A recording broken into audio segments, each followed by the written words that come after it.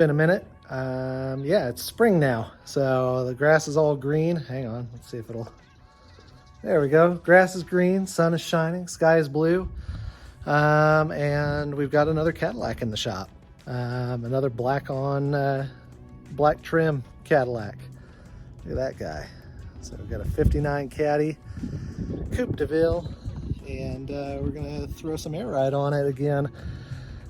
Similar setup to the 66 that we just did a couple months ago that I probably still haven't posted on the page, but we'll get there.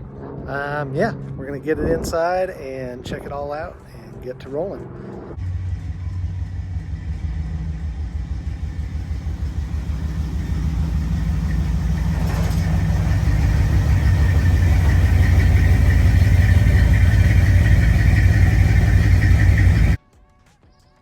The beauty about working on these big old boats is they have big old trunks.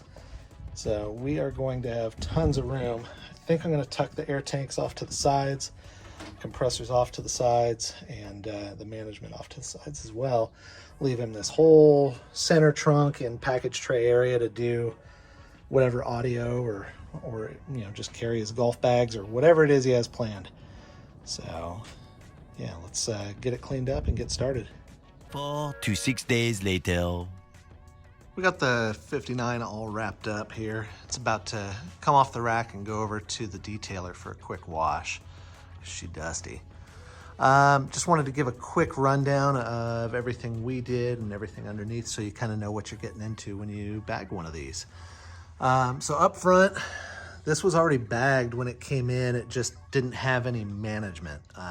So any of the cup work or any of the pocket cutting that you see wasn't done by us. I'll just preface that right now. So you can see they basically cut straight across and down. I don't like seeing sharp corners. I doubt it'll be an issue. But the right way to do this is to leave rounded corners everywhere you make your cuts.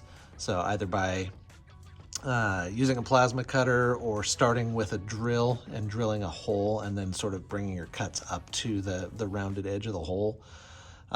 This creates what's called a stress riser, so that can actually form a crack over time. I just told him to keep an eye on it, and it'll, you know, if it does start cracking, we can trim it back, reinforce it, whatever. But yeah, basically there's a 7-inch slam bag in here. Upper and lower cup, and then what we ended up doing is, let's see if I can see in here. Oh yeah, so we welded in a shock mount on the lower control arm, and then the off the frame.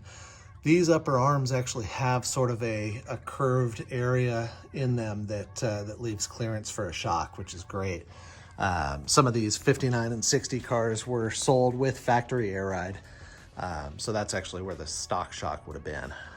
As you can see, we kept the sway bar. Sway bar bushings are in good shape. Looks like someone serviced that recently. Moving back. Here, let me turn around. All right, moving back, we've got a 6-inch slam bag, and then again, just cups and plates. And then someone at some point cut the tunnel out to make clearance for the drive shaft.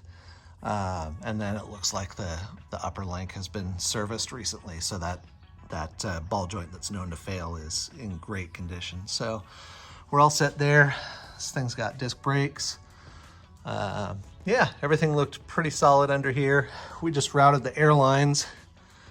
We went down along the frame rail. These are an X-frame setup, so again, you got to be a little mindful of exhaust and moving parts and what have you, but we just basically followed the frame and the fuel lines and went all the way down the passenger side up into the engine bay and then crossed it over in the engine bay. So yeah, that's basically it underneath. Let me get it off the rack, and then we'll take a look inside the trunk. Well, the transport's about 15 minutes away, so I had to load the trunk up before I had a chance to take a proper video. But basically, yeah, 2 tanks, 2 compressors, Viair, 485s. These are the AVS 6-port 5-gallon tanks.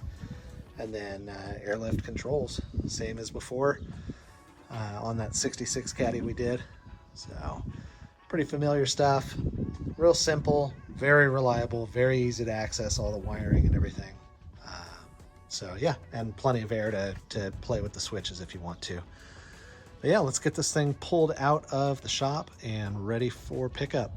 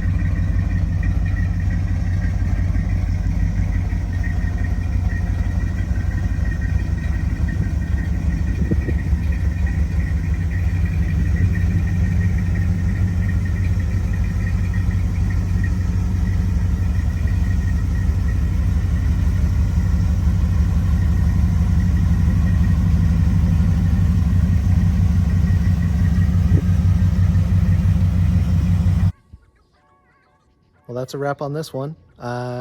Yeah, quick and easy on this one. We didn't have to do all the big suspension tear down and all of that.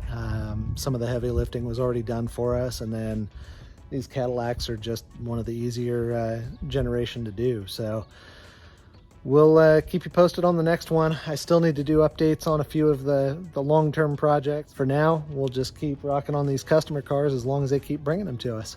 Thanks again for watching.